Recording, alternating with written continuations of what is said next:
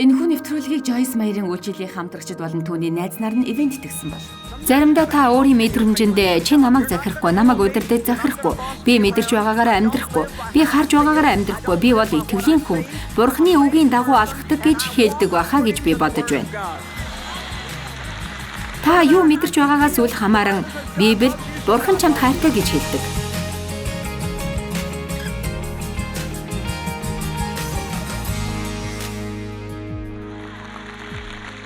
Би хүч хэрхийлэлд өссөн болохоор үргэлж надад л асуудал байна гэж боддог байсан. Миний юу болохгүй байна, миний юу нь буруу байна вэ гэж. Өнөөдөр энд байгаа хүмүүсээс хэн нэг нь хүүхэд насндаа бэлгийн хүч хэрхийлэлд өртөж байсан бол үргэлж миний юу нь буруу вэ? Хэн нэгэн буруутай юу гэж боддог байх. Тийм ээ. Танд ямар нэгэн буруу байгаагүй. Үүнийг чамд хийсэн тэр хүний буруу юм. Та хүүхэд байсан учраас үүнийг мэдэхгүй. Тэгэд би буруутай гэсэн тэр ачааг тээж явдаг. Бүр Христийг хүлээж авсны дараа ч гэсэн оюун санаагаа шинжлэн өөрчилж түүний дотор хинбэ гэдгийг мэдэх хүртэл ямар нэг жижиг гэлтгүй буруу зүйл хийх бүртээ гин буруу буруутгалыг мэдэрдэг. Заримдаа хэдэн өдрөөр хэдэн 7 хоногоор төгсгөлгүй үргэлжилнэ. Би буруутай үйлдэл хийгээгүй үедээ ч буруутгал мэдэрч байсан. Би үнээсээ ярьж байна шүү. Надад энэ гин буруутгалын том асуудал байсан гэх гээд байна л да. Энэ нь харагдахгүй ачаа мэт. Би хаашаа явсан ч нуруундаа үүрээд явдаг байв. Одоо бол би Бурхны үгийг заах гээд Бурхны дуудлагыг дагахыг хичээгээд явж байна. Гэхдээ би энэ зүйлдээ их тэмцсэн. Та нарын хичнээн нь гин буруутгалтай тэмцэлдэж байсан бэ? За альвэ би хүсэхгүй байна. Битгий хийгээрэй. Би харахыг хүсэж байна. Чи одоо хүртэл тэгээд олон жил итгэгч явсан. Харин Библийн 2 дугаар Коринт 5:17 тиймээс хэн нэгэн Христ дотор байвал тэр хүн шинэ бүтээл мөн хуучин юмс нь өнгөрчээ. Харахтун шинэ болсон байна. 2 дугаар Коринт 5:21 тэр нүглийг үл мэдэгч түүнийг бидний төлөө нүгэл болгосон юм. Тэгснээр бид түүний дотор Бурхны хүртээх зөв байдал болох юм. Хаана гэсэн бэ? Христ дотор. Тэгэхээр түүнийг суухад би түүний дотор сууна. Намайг алдаа гаргасан ч Бурхан харж л байдаг. Библийн тайлбарт түүнтэй хамт зөвхт байна гэж байгаа. Би алдаа хийсэн ч гэсэн миний зүрх сэтгэл зөв учраас би зөв зүйл хийхийг хүснэ. Тэгээд алдаа хийснийг минь уучлаарай гэхэд Бурхан намайг түүнтэй хамт зөв байгааг хардаг. Бид Христ дотор зөвтгөгдсөн. Бид бол хизээч гим нүгэл хийхгүй байхаар бүтээгдсэн юм. Аливаа чамайг өөртөө уурлаад байгааг хараад би ядарч байна. Дахиад хармааргүй юм шүү. Өөртөө завсарлага өг. Есүс эцсийн золилтыг хийсэн юм. Дахин золилт хэрэг болохгүй. Дахиад биш. Та өөрийгөө буруутган гмийнхээ төлөө төлж байгаа арга замууд ч түүнд хэрэггүй. Алив, өнөөдөр хинэгнийг чөлөөлөгдөөсэй гэж би хүсэж байна. Өнөөдөр нэг хүн ч гэсэн чөлөөлөгдвөл би гэрлүүгээ баяртай харах болно. Гэхдээ нэгээс илүү байгаа гэж би найдаж байна. Би нэг явдлыг санаж байна. Дэлгүүр рүү юм авахар явсан юм. Гэхдээ би буруутгал мэдрээд байлаа. Машинаа нэлээд хойно тавиад аажуухан дэлгүүр рүү алхаад орсон. Та өөрийгөө буруутгах үедээ өөрийгөө цохимоор болдог байж магадгүй. Тэгээд ариун сүнс надаас "Joyce, чи энэ гим нүглээсээ салахын тулд юу хийхээр төлөвлөж байна вэ?" гэж асуухыг сонссон. Гэхдээ би хариултыг мэдэж байсан. Би Есүс миний төлөө нас барсан. Тэр золилтыг би хүлээж авч байна гэж хэлсэн. Ариун сүнс дараа нь "Чи хизээ үүнийг хийхээр төлөвлөж байна вэ?" гэж надаас асуусан. Есүс чиний нүглийн төлөө нас барсан гэдгийг та нарын хэдэн мэддэг вэ? Чиний нүглийн төлөөсийг төлсөн гэдэгт та нарын хэдэн итгэж байна вэ? Тэгээд үүнийг хүлээж авсан үедээ өөрийгөө уучлах уу? За алив өнөөдөр хэнийг нь үүнээс чөлөөлөгдөх хэрэгтэй байна уу? Та нарын зарим нь ямар нэг зүйлийг өөртөө 10 жил тээж яваа. 10 жилийн өмнө хийсэн зүйлээ бодохдоо хэцүү болдог байж магадгүй. Энэ нь чамд тусгүй, Бурханд ч тусгүй. Амен. Тэгээд тэр надад юу гэж хэлснийг мэдхүү. "Joyce, чамд үнэхээр хэцүү биш бол чи миний золилтыг хүлээж авахгүй биз? Чи надад хэрэгтэй байна. Энэ нөхцөлд чи надад хангалтгүй байна гэсэн."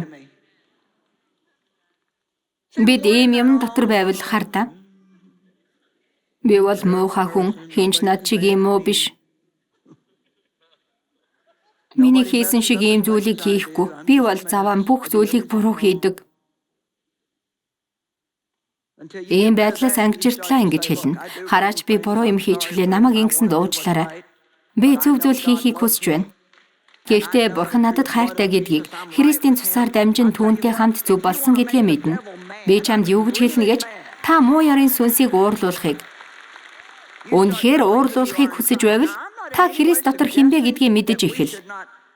Одоо би танд гим нүглээ бодон гашуудах хэрэггүй гэж зөвлөмөр байна. Гимшээ дуучлалыг хүлээж ав гэж зөвлөмөр байна. Энэ бол нэг зүйл. Бүх цаг үед ч төгс биш байж чадахгүй байгаа тул бүхэл амьдралынхаа туршид гашуудаж амьдрвал чиний дотор сайн ажлыг эхэлсэн нэг нь бүрэн гүйцэд дуусгаж чадах чадвартай.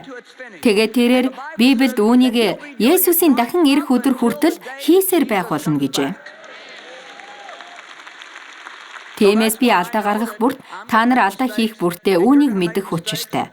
Би одоо өөрийнхөө төлөө дахин санаа зовхгүй. Би үнэндээ шударгаар хэлэхэд санаа зовхгүй. Би одоо бараг юуны ч төлөө дахин буруутгал мэдэрдэггүй. Хэн нэгэн миний зовж байсан шиг энэ зүйлээр зовж байгаа бол одоо харав уу та нарын зарим нь хэрвээ танд шашинлаг зам байгаа бол та нар би буруутгал хизэж мэдэрч байгаагүй гэж ихэмсэг давлуун бодож болох юм. Үгийн дагуу бол би тийх ёсгүй л дээ. Христийн дотор байгч нэгэнд буруутгал үгүй юм. Миний гим нүглийг уучлаач гэд би гим хийсэндээ гашуудаж болох юм. Тэрж битгий хэл гим хийсэндээ уйлж би хамт байх ёстой Бурханаас холдсондоо гим буруу буруутгалыг мэдрэх нь байна. Яагаад гэдгийг та мэдэж байна уу? Үүний тухай та нарт хэлэх гэж байгаадаа надад жаахан хүндэл байна. Харин Бурхан та нарын гаргасан занд гайхаагүй.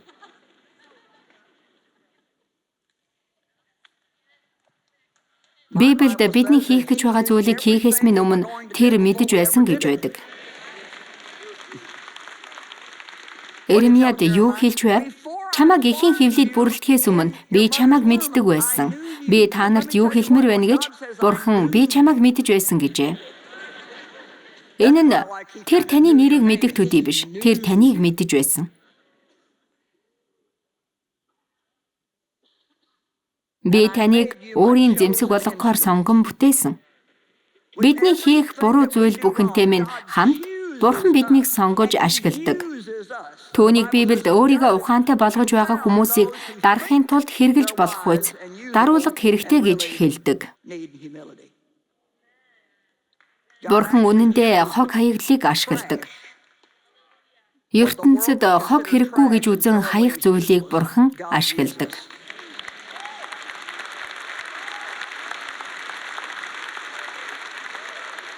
Миний хийж байсан зүйлс ямар ой гутан болохыг та нар ойлгохгүй.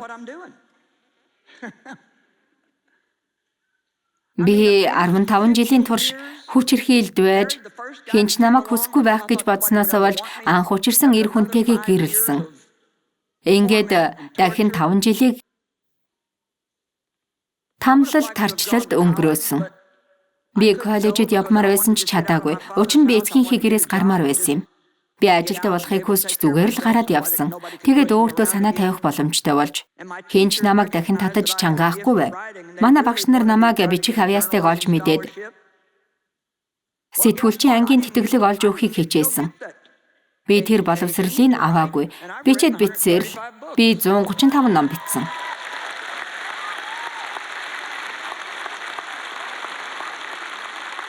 Юу болсныг та нар таах уу? Би англи хэлний шалгалтандаа унахад ойрхон байсан. Тэгсэн шүү. Би үннээсээ ярьж байна.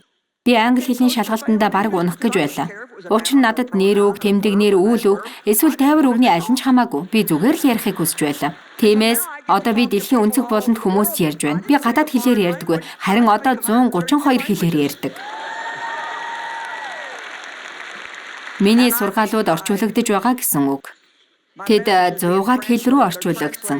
Та юу хийж болохыг харж байна уу? Тийм ээ.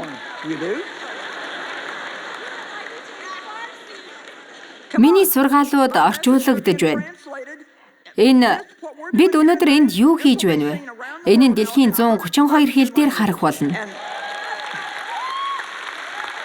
Би танд муу ярын сүнсний танаас авах гэсэн юм бүрийг Бурхан буцаагаад олон болгон үржүүлж өгдөг гэдгийг ойлгуулах гээд байна.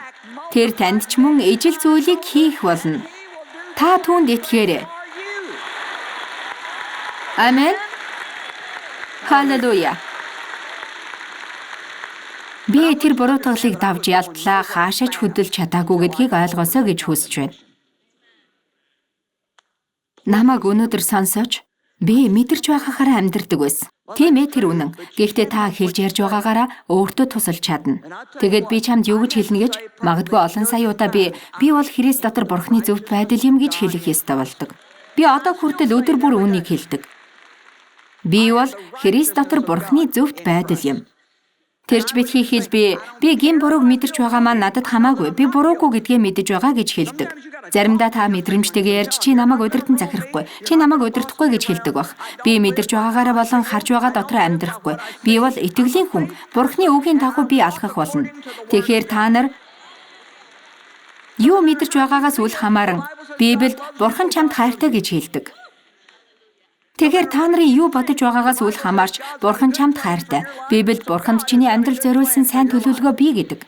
Тэгэхээр Бурханд та нарын амьдрал зориулсан сайн төлөвлөгөө байгаа. Муу ярын сүнстэй санал нэгтгэе бол тэгээд та нарын амьдралд ямар нэгэн агуу зүйл болохыг харж магадгүй. Бурхны амралт гэсэн өнцгөөс бүхнийг хийвэл үнэхээр гайхалтай байна. Бурхан дотор таны талаар ямар амралт байгааг сурахаас нааш та амьдралынхаа бусад салбаруудад амрахгүй. Тийм ээ, тэр ард хөөх гэдгийг би сонслоо. Өнөөдөр энд өөртөө дургүй хичнээн хүн байгаа болоо гэж би бодож байна. Яа. Би өөртөө дургүй байдаг байлаа. Өөрийгөө ярьдаг, бүдүүлэг, чанга муухай дуутай гэж боддог байсан.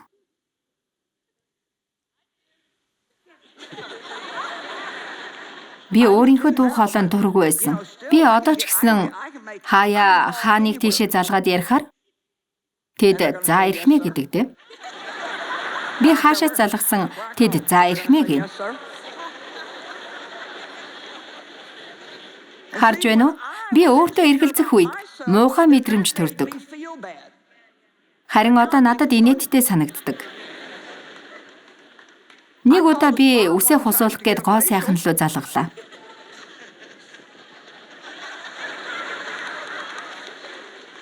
Тэгээд нэг эмэгтэй та нүүрэндээ үстэй үсэрхэх хүү юм уу гэж билээ. Тэгээд би бодлоо. Юу байдаг гэд байгаа юм болоо гэж бодоод. Тийм ээ, баг зэрэг байдаг баха гэчихэд.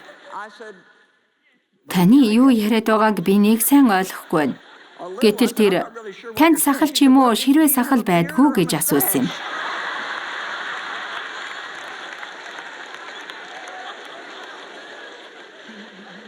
Харав уу? Иймэрхүү зүйл дээр уурлаж буруутгахын оронд инээж чадвал гайхалтай биш гэж юу? Бурхан надад яагаад ийм дуу хоолой өгсөн гэхээр олон ирчүүд ийм хягтансан хоолойтой эмэгтэйг сонсохгүй гэж бодохоор инээдтэй байдаг. Хэрэг би энэ дээр ингэж байж байгаа бол эзэн ивэг эзнийг магтъя. Халелуя.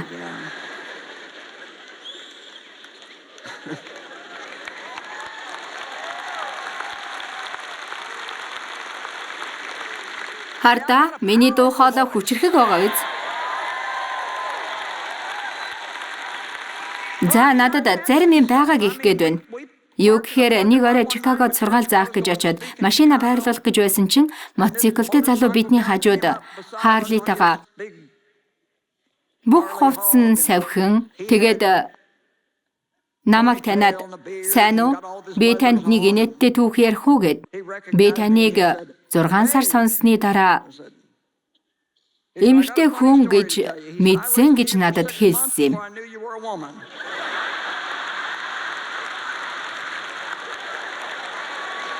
Би радио сонсдог байсан.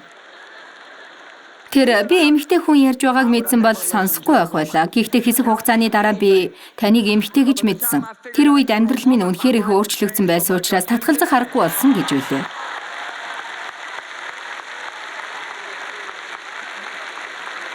Би танд нэг юм хэлье. Та өөрийнхөө талаар голж дорд үздэг. Зарим зүйлийн ихэнхийг хэрвээ та зөвшөөрвөл Бурхан ашиглахыг хүсдэг юм шүү дээ. Амен. Би гуйхастаа дургүй. За гуйхасаа тайван байлгаа, тэд чинийх шүү дээ.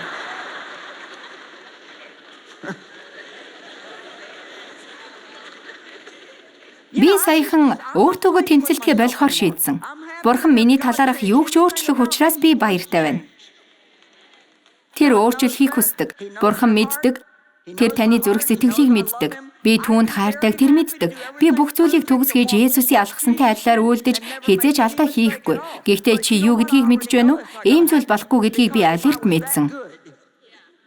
Ягд гэвэл хэрвээ би тийм сайн дүүрсэн байсан бол Бурхан намайг ашиглаж чадахгүй.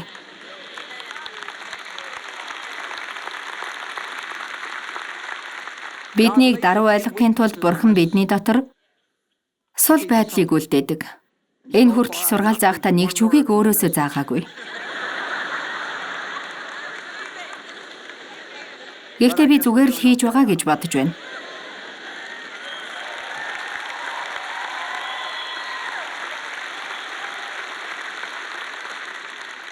Та нар өөртөөгөө хийж байгаа дайныг эцэс болгоосоо гэж би хүсэж байна. Муу ёрын сүнс эргэж ирэхгүй гэж битгий бодоорой. Учир нь тэр ирэх болно.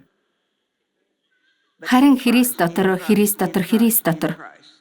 Бид бол юучгүй, дотор бүх зүйл юм. Бүх зүйл Христ дотор бий. Бидний дотор биш. Та нар энийг санаж л байх юм бол Бурхан та нараар дамжин агуу хүчрхэг зүйлсийг хийх болно.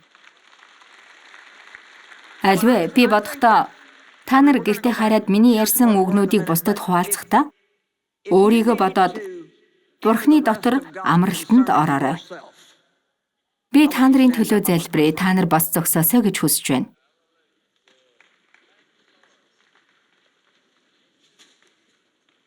За харж байна уу? Энэ цөмийн 80% байгаа нь үнэхээр үзэсгэлэнтэй. Энэ сайн шүү, үнэхээр сайн. Ава, та энэ бүх үзэсгэлэнтэй хүмүүсийн төлөө өөрийн хүүг амиа өгөхийн тулд илгээсэн. Тэд өөрсдийгөө таны дотор хинбэ гэдгийг мэдхийн тулд та тэдний төлөө үнийг төлсөн. Бид бүгд өөрсдийн том бүтлгүүтэл дотор байна. Гэвч таны дотор бид агуу зүйлсийг хийж чадна. Би гин буруу буруутгал, өөрийгөө үзен ядах, өөртөө дургүй байх, өөртөө эргэлзэх зэрэг чөтгөрийн сүнсийг зэмлэн буруутгаж байна. Энд байгаа хүнийг бүр эндээс гарахдаа өөрсдийгөө хинбэ гэдгийг бас тантай хамт хаашаа алхах вэ гэдгээ бодон таны амралтанд орох болтугай гэж би залбирч байна. Тэгээд тэд хүрэх газраа, очих замдаа байгаа газраа таашаан баясах болно. Бид алдараас алдар руу явдаг. Тэгээд тэд алдар байхдаа мөн дараагийнхаа алдар руу явж байхдаа таашаан баясах болтугай гэж би залбирч байна. Чи Бурхантай хамт алхаж байхдаа чи хэн болох, хаана нь байгаагаа бодож амар амгалан байгаасаа гэж би залбирч байна. Энэ бүхнийг Есүсийн нэрээр ярьж байна. Амен. За та нар сууж болно. За надад их сайхан мэдрэмж төрж байна. Би зөв сургаалаа заалаа, тийм биш гэж үү? Бидний Бурхантай хамт алхах алхаа. Та нар суугаад, босоод, алхаад, тэгээд эцэст нь та нар уралдаандаа гүйж чадах юм. Амен. Би яг одоо өөрийнхөө уралдаанд гүйж байна. Хэрвээ би хэрхэн суухыг, Христ дотор хэрхэн яаж суухыг мэдэхгүй бол би энийг чадахгүй. Бидний алхааны талаар Библиэд юу гэж хэлдэг вэ? Итгэл дотор алах. 2 дугаар Коринт 5:7. Учир нь бид үзэгдэж байгаагаар бус, харин итгэлээр алхаж байна. Би итгэлийн талаар улам илүү ихийг ярихаар зорьсон ч гэхдээ би хэр хол явж болохоо мэдэхгүй байна. Бид хайр дотор алхаж байна. Би шудраг байх болно. Энэ хүртэл явснаа бодож байхад эхний 2 нь бусдаас хамгийн чухал юм. Элч нарын бичсэн номон дээр нэг элч бидний энд хийж байгаа бүх зүйлийн гол зорилго нь чамааг итгэл дотор алхаж хайрын дотор байлгах явдал юм а гэж хэлсэн. Учир нь итгэл бол зөвхөн хайраар ажилдаг юм. Галаад 5:6-д Бурхан бидэнд хайртай гэдгийг Мэдэхгүй бол бидэнд хичнээн их итгэл байгаа нь хамаагүй. Тэр итгэл нь хайраар дамжихгүй бол хизээч хүчтэй болохгүй. Бусадтай хамт хайр дотор алхна гэдэг нь их чухал юм. Таныг шархлуулсан хүмүүсийг уучлж, хүмүүст сайхан сэтгэлээр хандаж, инэрл өршөөлөө үзүүлж, хүмүүсийн сайн сайханд итгэж, хэрэгцээтэй хүмүүст туслаарай гэж байна. Залбирлаар ивэл болж амьдрахаас илүү амьдралаа ивэл болгоход зориулаарай.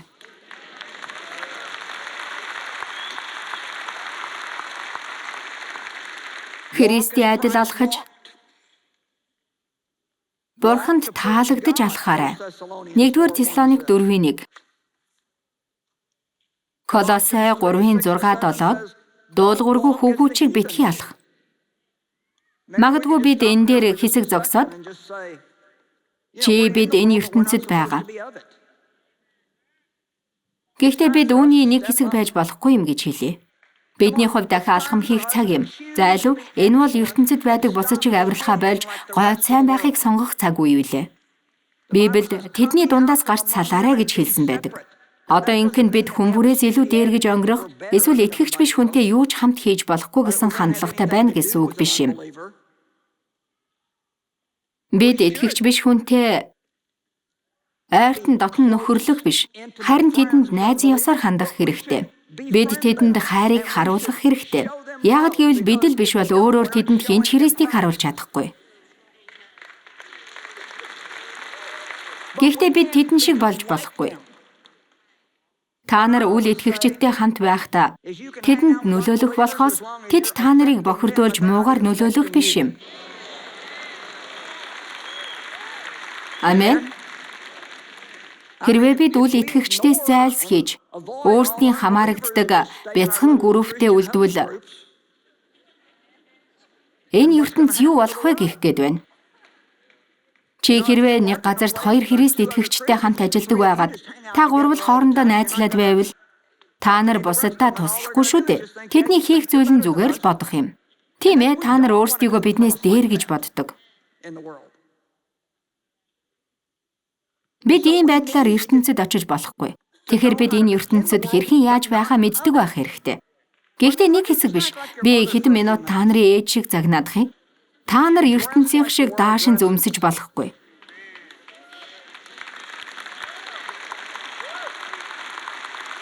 Би энд хэдэн минут хээгүй энгийн байж болох уу? Хадагтай нараа, бид таныг харах хэрэггүй. Би энийг ярьж эхэлсэн. Гэхдээ ярихгүй. Чиний өмссөн юпг суух үед чинь доогуур нь бүх зүйлийг харж болохоор тийм богино байх хэрэггүй. Чиний өмссөн өмд үүний ард юу байгаа болоо гэж бодохоор тийм богино байж болохгүй. Уучлаарай, гэвч зарим хүмүүс хэрхэн яаж хувцаслахаа хэлүүлэх хэрэгтэйгээр хувцалдаг. Тэд хүлээж авдаггүй. Энд чинь загвар гэдэл. Үгүй дээ. Бид бол бурханлаг эмэгтэй шиг хувцаслах бөгөөд энэ нь чамайг сайхан харагдуулах гоё өнгөнүүдийг сонгож болохгүй гэсэн утгатай биш юм. Чи загварлаг байж болно. Харин эргэн тойронд байгаа ирчүүдийг сорилтонд оруулахгүй байх нь чухал. Альвэ хин нэгэ энийг хэлэх хэрэгтэй.